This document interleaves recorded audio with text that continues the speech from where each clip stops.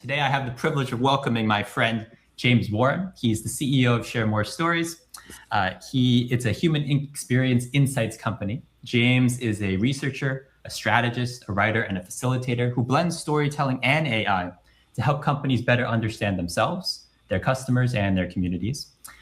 He has 30 years of experience in marketing, insights, strategy, innovation, and he's passionate about the intersection of humanity and technology. Thank you so much, James, for joining us. If you could share a little bit more about your story, why this is something you're so passionate about, I'm sure the audience would love to hear more about it. Absolutely. And it's great to be with you again, Christopher. Thank you so much for having me on the show. When I think about stories and storytelling, I'm passionate about it because I just think it matters so much for us living the human experience, for understanding the human experience, for, connecting with each other. I think our stories are essential to who we are. And I think preserving them, sharing them, telling them, that's part of the human condition. And so when I think a lot about where we are as a society, where we are with companies and organizations and communities and brands, I can't imagine navigating the next few years without stories at our core. So I'm excited to talk about why they matter and how we navigate our stories and what they mean, especially for leaders as they work with their teams, their organizations, their customers, and their stakeholders in the community. Yeah, this is an important topic. And we were just chatting about this before the show, but AI has changed the work landscape dramatically. There's so much disruption in the industry across all industries, and people are wondering, how do we keep up to speed, especially leaders who want to cultivate cultures of psychological safety so people feel comfortable speaking up. Could you share a little bit more from your experience working with different companies? How can leaders tackle storytelling and employees telling their stories in this age of AI?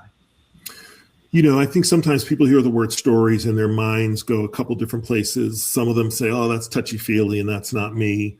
Some of them think, oh my gosh, I'm not a writer or a creator or a professional storyteller. I don't know how to do this. And then I think others have more fear-based responses, like fear of loss of privacy or fear of being vulnerable or just fear of the unknown. But all of that is stuff like anything else we can learn and we can practice and get better at. But I would say even before you think about how do I get better at telling stories and sharing stories, you sort of recognize and embrace this very central core truth, which is we all have them. We all have lots of stories because we all have lives, and those lives are rich and full of lots of experiences, and those experiences have lots of moments and memories. And so once you start to embrace that, the challenge is not so much, how do I share a story? The challenge is which one? And I think for leaders, that becomes a very specific decision in their leadership engagement, how they show up to their teams, how they communicate complicated or complex or challenging issues and ideas with their teams, if they're shifting things in the marketplace, how their consumers and stakeholders and partners will react.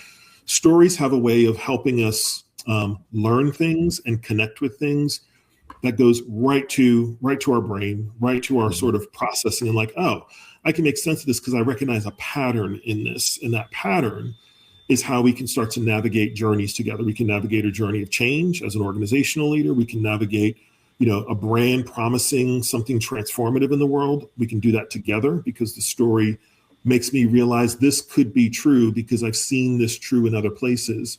But the last piece, that's the real twist, the real sort of magnifier, is not just telling stories, but creating spaces and conditions and experiences where people share their stories with you. And for leaders, the most important thing they can do in that space is to lead by example, to demonstrate just a little bit of vulnerability, a little bit of curiosity, and a little bit of humility to invite people to share their stories as well. Sometimes they have to make the first move, but then they have to get quiet and listen to what people are telling them, and it will shift the entire way they think about their leadership, their organization, and their brand. There was something very important that you talked about here, which is the importance of leading by example, and that leaders should tell stories, which then would encourage employees to tell stories. From your experience, what kind of stories should leaders tell? Maybe some big buckets that you've seen in your work, maybe stories to inspire teammates, or maybe stories to show the potential of a brand? What stories do you feel should be in each leader's back pocket? It's a great question. I think let's look at it from an organizational side first, and then we'll talk more on the brand. I think on the organizational side, leaders should have a couple of stories that they have started to put in their toolkit. One is really around, I'll call it the why story, why they work at that organization, regardless of level.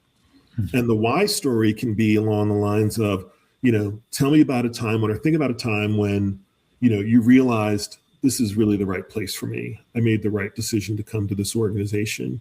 Or a time where you felt like you were able to make a real difference in somebody else's life, inside or outside the organization. And maybe along those lines, a time when you felt like you made a big impact. And all of those can stand on their own as topics, impact stories, change stories, but they all sort of ladder up to that bigger why I'm here. But the other stories that people really gravitate to, especially in the organization, are challenge stories. So think about a time when you faced a really significant challenge on the job. You felt overwhelmed, you felt scared, you felt uncertain, and you both solved for it, and sometimes you didn't. And the failure story, quote unquote, is really hard for people to get comfortable telling because it takes a lot of vulnerability. But when you get there, it is probably paradoxically the story that will draw the most people in. Leaders that get comfortable talking about failure normalize failure in the organization. They normalize and they actually reframe it from failure to learning. Learning is just part of what we do. We're a learning organization. Let me tell you about this time. I totally screwed up, and here's what happened.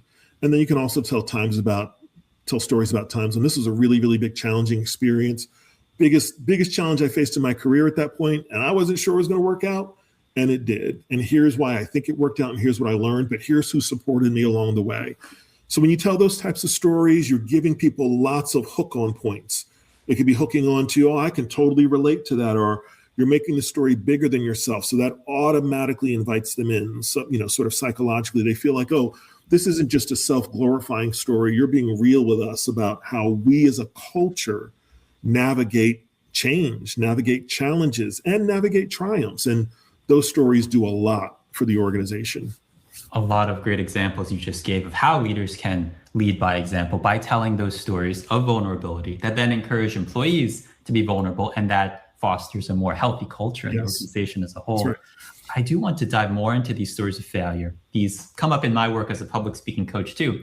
People are asked, tell me your greatest weakness. Tell me about the time you failed. And people are so hesitant to bring up those mistakes, quote unquote. What advice would you give to people to tell a really good story of failure that doesn't leave the audience feeling like they failed too? That's a great question. There was a group that I got convinced to be part of. It was called F Up Nights. It is called F Up Nights. They spell the whole thing out. And I remember a really good friend of mine, his name is Zane Gibbs. He was organizing their event when they brought it to Richmond. It was right before COVID. So, I remember being in the first or second group of storytellers to talk about failure stories. And I had a lot of anxiety about it because honestly, I was still in the process of thinking about my own failures and failings. And as you know, I think anytime you're making things, building things, creating things, as a rule, what we call failure becomes a significant percentage of the lived experience. But taken as a whole, those really don't feel like failures if you're making progress. So the real question becomes, what if you don't feel like you're making progress? That's when, for some of us, the failure feels very personal. It feels like you start questioning, why am I here? Should I be doing this anymore? And so, with their guidance, with Zane's help, we worked on they had a very simple formula for how you tell a failure story. And part of what they stressed, at least in the initial phase, was don't feel the need to put a bow on at the end. And I really struggled with that because I'm a communicator, I'm a storyteller. Where's the resolution? And the honesty of the fact that some of these stories don't have a happy ending or a positive resolution. On one hand, it does cut to the quick, especially if people tend to feel uncomfortable around other people's discomfort, but it also speaks to people on a level of authenticity that is otherwise really hard to reach. Yeah. And so the first thing I would encourage leaders to do is just think on that, reflect on that, decide within yourself, what level of comfort do you have with your own failures? Mm-hmm. And how do you perceive those failures? Do you see them as indictments on your whole career in life? Do you see them as tied to a specific part of your journey? Or if you really move past them, do you just see them as learnings and lessons along the way? And wherever you're at in that, there's no right or wrong answer, but it's going to have a lot to do with how you approach that conversation, mm-hmm. first for yourself and then for your team. And I would say, let's assume you get to at least a comfort level with saying, look, with my team, I feel comfortable having this conversation, because most leaders have gotten to a place where they can talk about some of those things, especially if they think it's going to help the people they're talking to. Mm-hmm. So center on that. Is this story going to be helpful to somebody else? Is it going to show them that they're not on their own, they're not alone, they're not the first to have to navigate this, and they won't be the last? Because that feeling of being part of something bigger is really, really important for moving teams and organizations forward. Failure is one of those places where you feel very isolated and very alone. And so when you can show people either in failure or they're navigating a tough time, you're not alone. This is not the first time. It's not the end of your career. It's not the end of your job. It's not the end of any of those things. That's where leaders can really make a difference. So they got to process it first to be intellectually and emotionally honest about it. Mm-hmm. And then they have to have done some thinking about, how do I want this to help somebody? So maybe you're not, trying to have the happy ending, the bow at the end of the story, but there still needs to be a clear lesson that you're willing to articulate. As I've said for years in this work, I grew up with the phrase, the moral of the story, and mm-hmm. that means the lesson. The lesson is in every story. So if you really want to take, whether it's a really tough time or a great time or something in between, what was the lesson, and build the communication and the delivery around that. That's beautifully said. And this is why I love talking about this with you, James.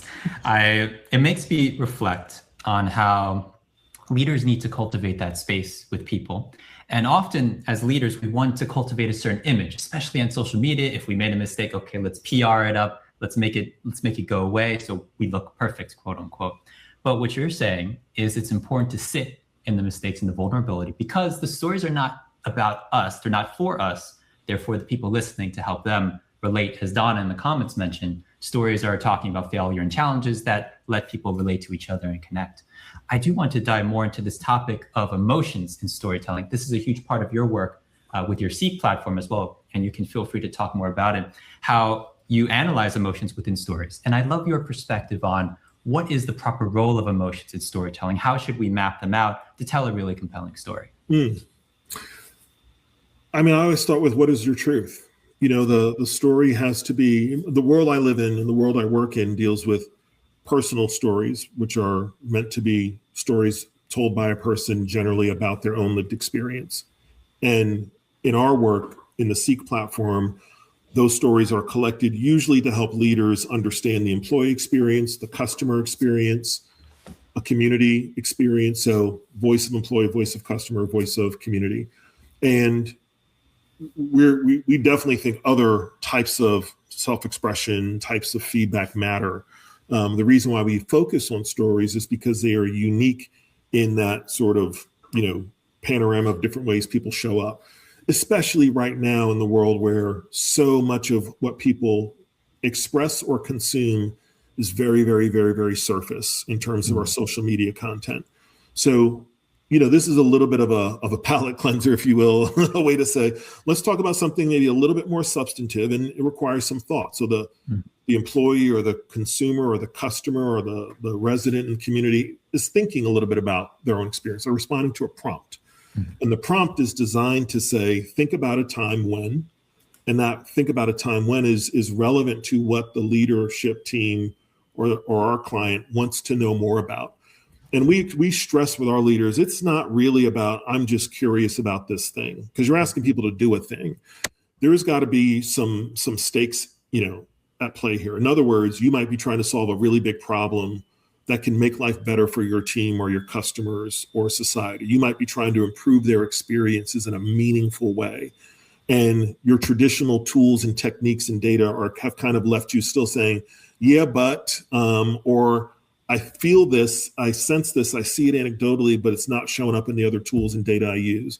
So that's where the stories and the emotions that we analyze come into play. Because what we're really trying to help them answer is a few key questions. They've generally figured out what's happening. We want them to understand why.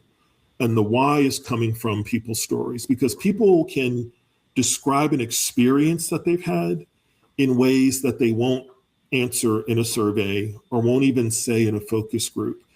I would say if they were doing an in-depth interview where they're building that connection, yes. If they were, ethnography, I love. It's a very different type of research methodology. But the storytelling allows them to self-express, not be trapped by my questions and presupposed answers in a survey, not be limited by the amount of time I have in a focus group where there's 6 or 8 other people, but to really give them their chance to be heard. And that's what they tell us. The participants tell us, I love feeling heard in this way. The emotions come into play because it's hard to tell a story without any emotion. It's not just reporting what happened. It's saying, this is what happened. This is why it's important to me. And this is how it made me feel.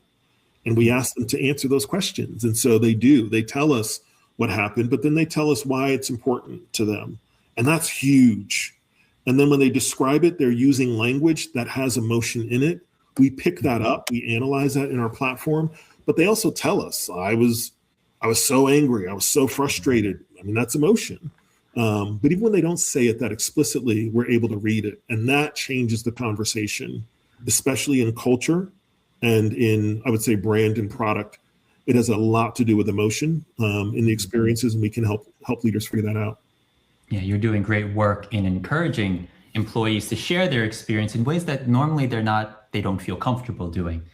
My follow-up question to what you just said is, if leaders want to encourage employees to share more about their experience outside of the Seek platform, outside of surveys, what practical tips would you give to a leader listening to this now to create that kind of healthy culture besides leading by example and telling their own stories? Yeah, the leading by example is part of it, because if they have a culture that's already strong and people feel they trust each other, they trust their leadership, just make spaces for it.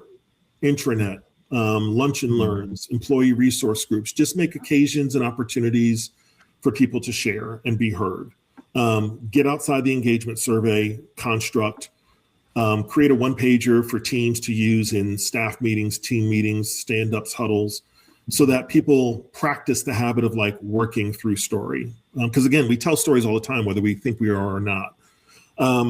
If they are in a culture where trust is low, the best way to earn that trust is to demonstrate as the leader the vulnerability needed to get other people to do it. The more vulnerable they are, the more people will start to trust them. It's can't separate the two. So less polished, less fancy, more real, more gritty. Show up as yourself. Forget the staged, high value production. I'm doing a live meeting to 1,000 of my closest friends. Show up in rooms of 10 and 20 and share a story, and then shut up and invite them to share their own experiences. They may not have a story yet, but they will get in the habit of articulating themselves and feeling safe in expressing themselves. You build those habits over time. Nothing's going to, just change it overnight. But if you do that, you start shifting the culture. Same thing is true with customers. It's more than just asking for feedback. It's showing up as a brand and as the leaders of a brand with humanity, with authenticity, with vulnerability. Like you said, whether it's a crisis or not, even when things are going well, showing up humanely is the best way you can get consumers, customers, employees, and others to just start having more day-to-day interactions. Because the last thing I'll say on this is, whenever people are like, well, how do you do that? I'm like, how do 2 people do it? Always boil it down to 2 people. How did you have a conversation with your partner or your spouse or your family member or your team member when you were like, can you believe what happened yesterday? Were you in that meeting? I can't believe what happened last week in such and such. Or we went out, we had the best time. It was crazy. Here's why. People recount these experiences through story. So that's not the issue. The issue is them feeling safe and comfortable and invited to do it with you as a leader. I love so much of what you just said. It's a masterclass in leadership.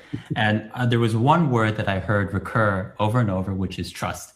I think that today, especially with technology, it's easy to think that things happen very quickly because AI evolves so quickly, new products come out so quickly. But what you're saying is that trust takes time. It's a very human thing. We can't technologize it, or whatever the word would be, because it needs to happen over a long period of time. It takes time to build that trust with our people. We did have a question in the comments alluding to your recommendations for how do leaders encourage a culture of storytelling. And the question was, can this be in forms of email or in person if some people are not comfortable talking in front of others to share their stories, for example?